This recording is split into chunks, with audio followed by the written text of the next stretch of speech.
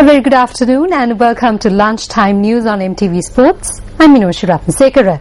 As usual, let's start off with a look at your headlines first.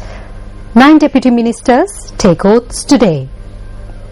66 persons suffering from respiratory problems continue to receive treatment in hospital following a chlorine leak in Avisavella. Prime Minister of Libya seized by armed gunmen. Taking a look at the local news in detail, 66 persons are continuing to receive treatment at the Avisavella Hospital after being affected by a chlorine leak at the Avisavella water purification station. 2 individuals are receiving treatment at the intensive care unit. The incident occurred last night. The accident occurred when a gas pipeline carrying chlorine from the pumping station to the Avisavella town ruptured. An official at the pumping station said that the pipeline ruptured when attempts were made to connect a new chlorine cylinder weighing 65 kilograms. There is a separate tank to add caustic soda in the event of a chlorine leak. An employee has followed this process. However, it does not get diluted 100%. A certain percentage remains. The substance that was remaining has leaked out of the tank and has affected the people.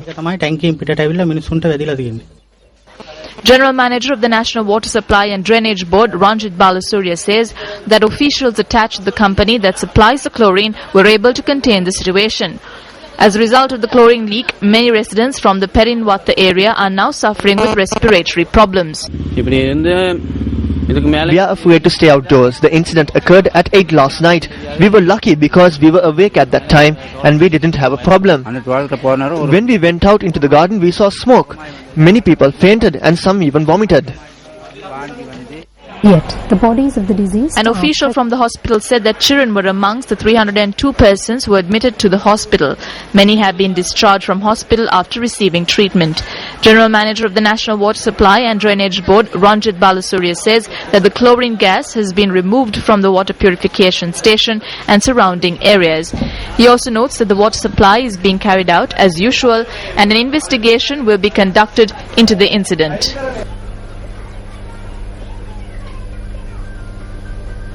A woman and child have died after an elephant calf could not be controlled during a perahara in the Morape area in Pusallava. The incident took place at around 10:30 last night. The identities of the deceased have not been disclosed as yet. The bodies of the deceased are presently lying at the Kotmale and Gampula hospitals.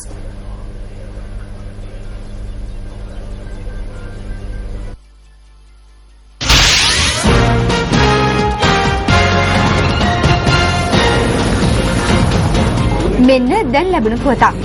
උතුරු පළාත් සභාවේ අමාත්‍ය දුර සඳහා මන්ත්‍රීවරුන් සිව් දෙනෙකු නම් කර තිබෙනවා.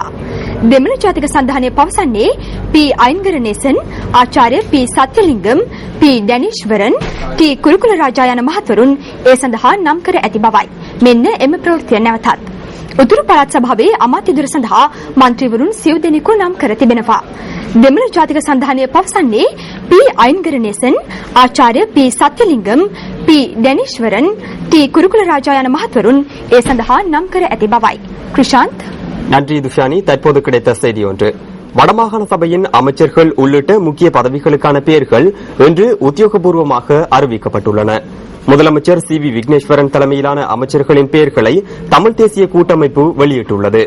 வேளாண்மை, கால்நடை, நீர்ப்பாசனம் மற்றும் சூழல் அமைச்சராக இபிஆர்எல்எஃப் கட்சியின் பி ஐங்கரநேசனும், கல்வி கலாசார அமைச்சராக இலங்கை தமிழரசு கட்சியின் டி குருகுலராஜாவும் பெயரிடப்பட்டுள்ளனர்.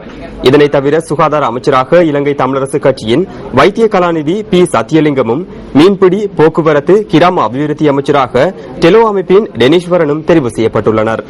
இதேவேளை சபையின் தவிசாளராக இலங்கை தமிழரசு கட்சியின் சி.வி.கே. சிவஞானமும், பிரதி தவிசாளராக இலங்கை தமிழரசு கட்சியின் Anton ஜெயநாதனும் பெயரிடப்பட்டுள்ளனர்.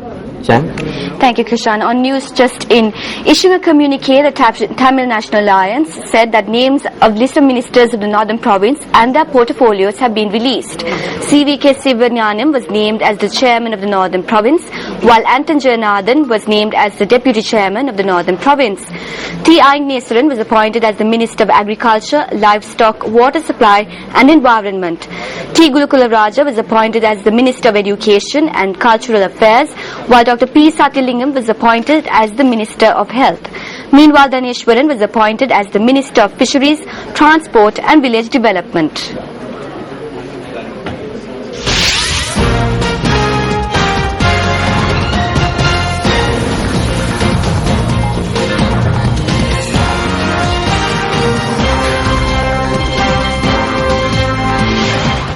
Welcome back to the news.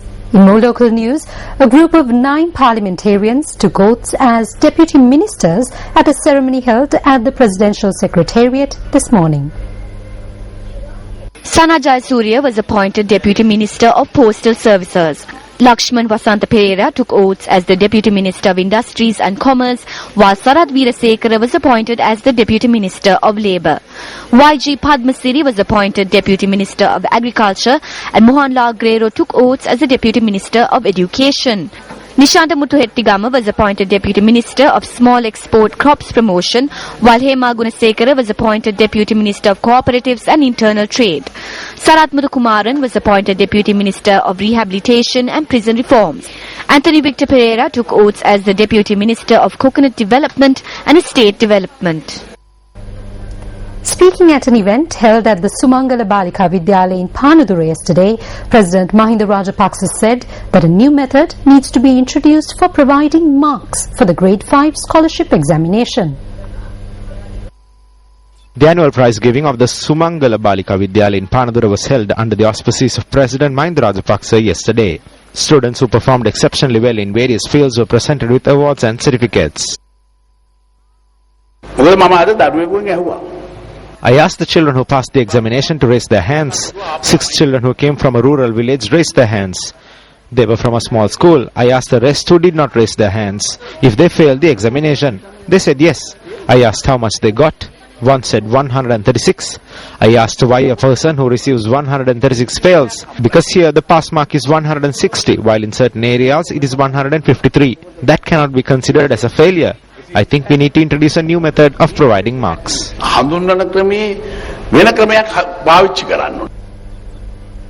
Southern Province Minister of Education Chandima Rasaputra convened a media briefing yesterday regarding the province emerging in first place at this year's Grade 5 scholarship examination.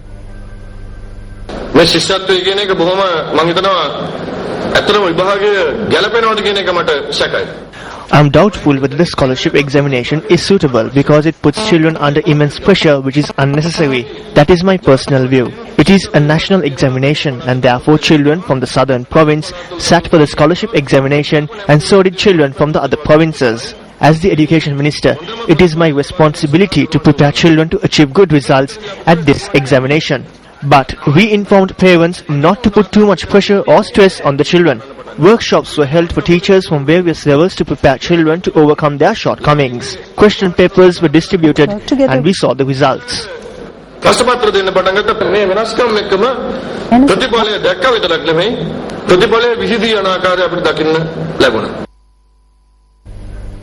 The Commonwealth Rally, which ended its journey in Anuradhapura yesterday, commenced its journey towards Puttlam today. The rally, organised by the MTV-MBC network together with the Ministry of Mass Media and Information and Sri Lanka Youth, is aimed at creating awareness across the country regarding the Commonwealth Heads of Government meeting to be held in Colombo next month. The Commonwealth Rally began its journey on day 9 this morning following a special ceremony held at the Anuradhapura town. Chief Minister of the North Central Province S.M. Ranjit, Mayor of Anuradhapura H.P. Somadasa, DIG in charge of the North Central Province Ranjit Padmasiri and several others were present at the ceremony.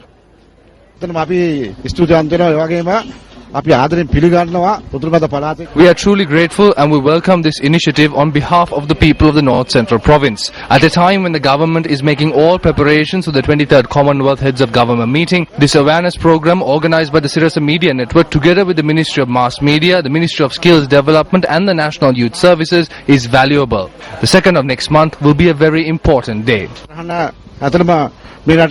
සුවිශේෂී දිනයක් වෙනවා ලබන මාස 2 වෙනිදා. Blessings were invoked on the Commonwealth rally when it arrived in Nochiagama town.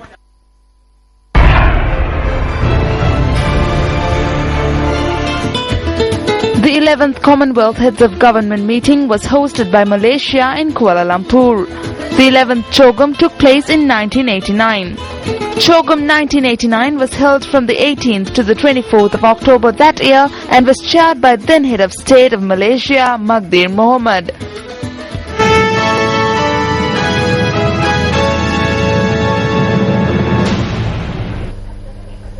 A training program organized by the National Transport Commission on formulating a combined circular timetable concluded yesterday. A function to mark the conclusion of the 3-day training program was held at the National Transport Commission Auditorium under the auspices of Minister of Private Transport Services, C.B. Ratnayaka. Private bus owners have to face numerous challenges. The time has come to provide an attractive, cordial and high-quality transport service. We have a responsibility to implement it.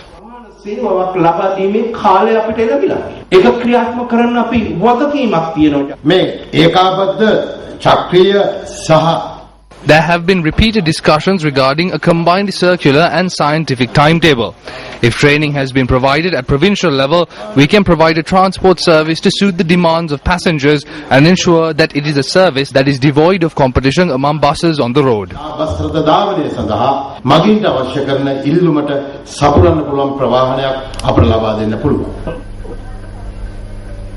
The Election Secretariat states that the deadline for applying for the Voters List 2013 and the filing of complaints will be on the 30th of this month.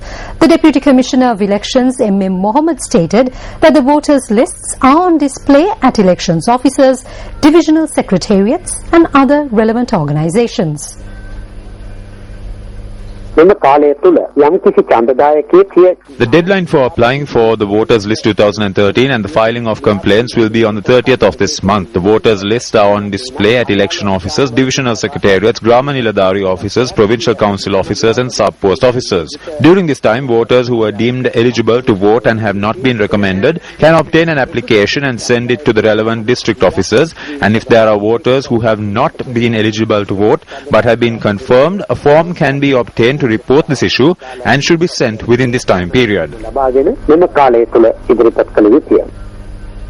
He further added that the final list for 2013 will be prepared and certified by the 31st of December after the applications and complaints are received.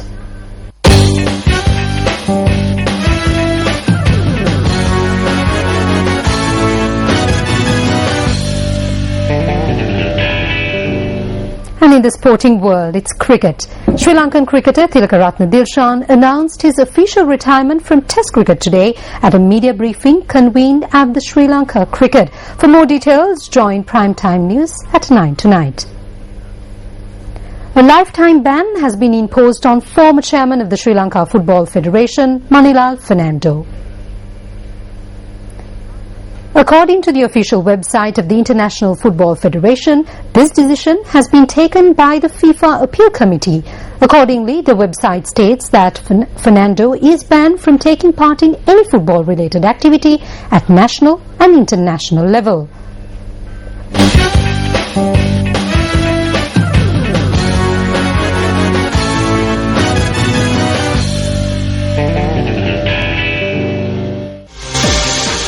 Wrap up lunchtime news. I'm Minoshi Ratnasekara for News First.